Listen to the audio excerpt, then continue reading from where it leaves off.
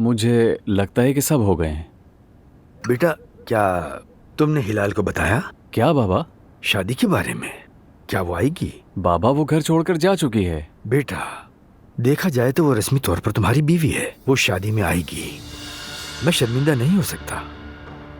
जाओ, उससे बात करो, मनाओ उसे। और जिमल? वैसे उसे घर पर ही रहना चाहिए, ये ठीक रहेगा। खैर, जो करना है जल्दी करो, मैं तुम्हारी माँ के पास जा रहा हूँ।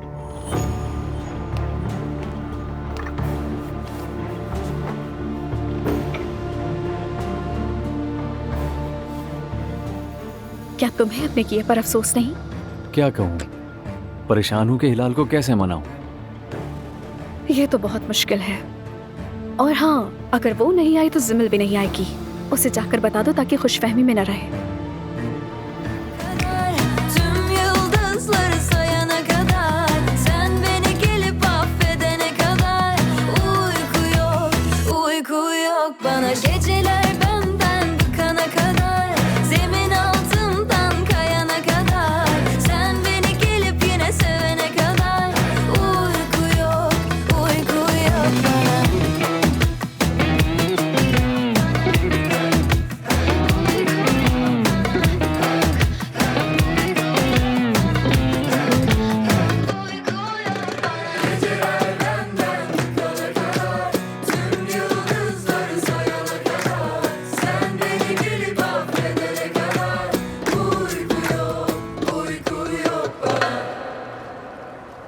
देखो, अपना सामान लेकर तुम्हारे पास आ गए। माशाअल्लाह।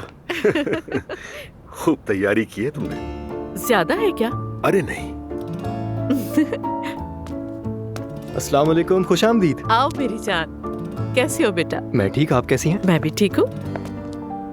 माशाअल्लाह। मैं जरा जा रहा हूँ, थोड़ी देर के लिए आपको अकेला छोड़ देता हूँ। वैसे भी अब तो हम मिलते रहेंगे, है ना? एंजॉय। ओके बेटा, फिर मिलेंगे। आपको अपने घर में खुशामदीद। Thank you. मैथे को कुछ हुआ है क्या? बस थोड़ा उदास रहता है आजकल। उस औरत अजरा ने मेरे बेटे को थोड़ा परेशान कर दिया। गुजर जाएगा ये वक्त भी, फिक्र ना करो। इसके अलावा वो मेहर का वाकया मुश्किल वक्त था बच्चे के लिए थोड़ा। फिर तो मेरे ख्याल से तुम्हें ऐसा सरप्राइज देना चाहिए कि मैथे खुश हो जाए। सोच रखा है मैंने। अच्छी तरह से जानती हूँ कि तुमने जरूर कुछ सोचा होगा। मेरी जान, देखो वो यहाँ ग्रीन बॉक्स रखेंगे, ठीक है? लाइट्स हैं, कैमरा है, जैसा तुम चाहते हो सब कुछ वैसा है यहाँ। मेरी जान रिलैक्स, तुम मुझसे ज्यादा एक्साइटेड हो। मैं इतनी एक्साइटेड हूँ रोहान कि बता नहीं सकती। बहुत शुक्रिया तुम्हारा। जैसी वीडियो चाहते हो वैसे ही बनाओ। उम्मीद है। अरे यकीन रखो, जब तुम साथ हो तो सब ठीक होगा। तुम्हें खुद पर एतमाद होना चाहिए। You will shine here, honey। मुझे रमीज का भी शुक्रिया अदा करना चाहिए। तुम मिल लेना, वो इस वक्त अपने ऑफिस में है। मुझे उससे कुछ पूछना है रोहान के इसके पीछे। शानदार, यानी मैं बहुत खुश हूँ कि तुम दोबारा उमर के साथ रहने जा रही हो। बिल्कुल रमीज, आखिरकार ये खुशी तुम डिजर्व करती हो। बहुत शुक्रिया रमीज, मैं भी तुम्हारे लिए यही चाहती हूँ। ये थोड़ा मुश्किल है मेरे लिए। वो क्यों रमीज? तुम्हारा तजुर्बा अगर एलिफ के साथ अच्छा नहीं रहा तो क्या किसी और के साथ भी नहीं होगा? एलिफ का मामला पहले ही खत्म हो चुका है। मुझे लगता है कि हम एक दूसरे को समझ नहीं सके। एलिफ मुझे नहीं समझ सकी। कोई और है क्या तुम्हारी जिंदगी में? अभी तो नहीं, मतलब मुझे भी अभी नहीं मालूम। ये भी नहीं मालूम कि ये जरूरी है भी या नहीं। हाँ, तुम ठीक कह रहे हो और ये बात तुम सभी को समझनी चाहिए। बाज औकात लोग अपनी तन्हाई की वजह से अपने जज्बात को गलत समझ लेते हैं। वो उसे मोहब्बत समझ बैठते हैं, खास तौर पर तुम जैसे लोग जो नामुमकिन को मुमकिन बनाने का फन रखते हैं। वैसे मैं देख रही हूँ तुम आजकल कुछ परेशान लग रहे हो, क्या बात है? अक्लमंद औरत हो तुम। असली, क्या हाल है? अरे रोहान, मैं बिल्कुल ठीक हूँ, तुम सुनाओ। मैं भी ठीक हूँ। मैं रमीज को मिलने जा रहा था। क्या वो अपने ऑफिस में है? हाँ, अपने ऑफिस में जैनब साहिबा के साथ हैं। अच्छा, ठीक है। चलो फिर मिलते हैं। फिर मिलेंगे।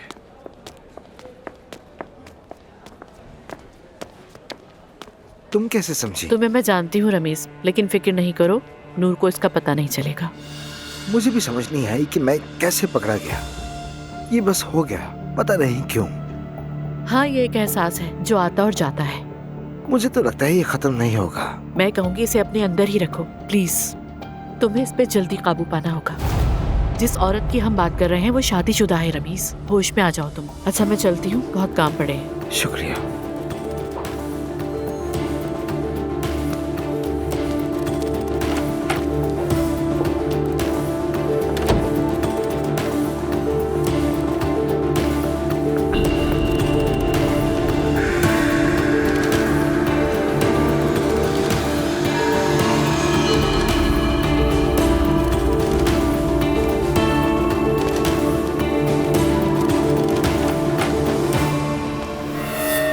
रोहान, खुश आमदीद। क्या तुम उस औरत के शौहर से हाथ मिलाना पसंद करोगे जिससे तुम मोहब्बत करते हो? शायद तुमने कुछ सुन लिया है, लेकिन जैसा तुम सोच रहे हो वैसा कुछ चुप नहीं रहो है। बिल्कुल। क्या तुम्हारी नजरें मेरी बीवी पर है? रोहान, ऐसा कुछ नहीं है। तुम्हें जरूर कोई गलत फहमी हुई है। मैं क्या गलत समझूंगा? मैं जानता हूं तुम्हें, क्योंकि मैं तुम्हारा कई सालों से दोस्त हूं। नूर सोचती है कि तुम उसके दोस्त हो। तुम आखिर क्या सोच रहे थे रमीज? रोहान, मैं तुम्हें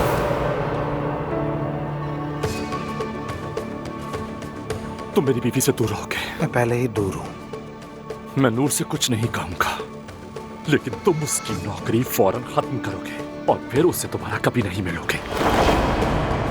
क्या तुम वाकई नूर के करियर को खत्म करना चाहते हो? करियर गया भाड़ में।